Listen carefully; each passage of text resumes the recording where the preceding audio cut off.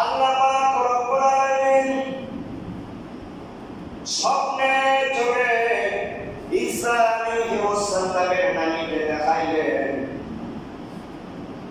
তুমি টেনশন পেরেশান কইরো না, আমি আল্লাহ পাক রব্বুল আলামিন তোমার ওই মারিয়ামের পেটে এমন একটা সন্তান দান করব, তিনি শুধু বাইতুল মুকাদ্দাসের খাদেম হবে না, তিনি হবে বিশ্বনেতা।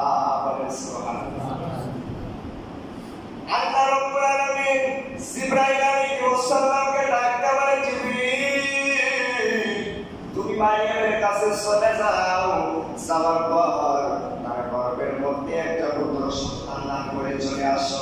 স্বাভাবিকভাবে 9 মাস বা 10 মাস বয়সের পরে যেভাবে সন্তান ভূমিষ্ঠ হয়, এইভাবে ঈসা আলাইহিস সালাম দুনিয়াতে আসলেন। বলেন সুবহানাল্লাহ।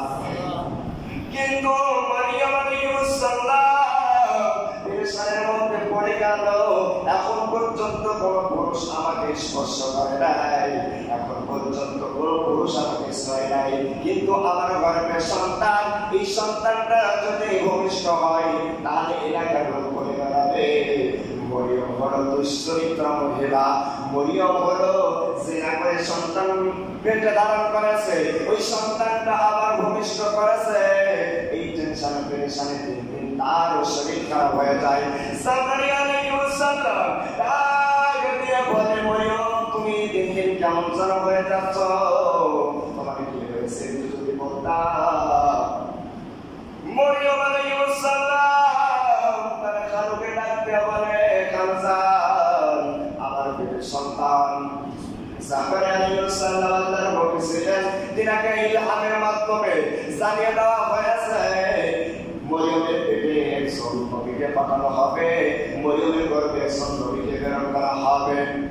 মরিয়ম আলাইহিস সালাম পাহাড়ের প্রদেশে চলে গেলেন, যাবার পর ঈসা আলাইহিস সালামকে ভূমিষ্ঠ করলেন।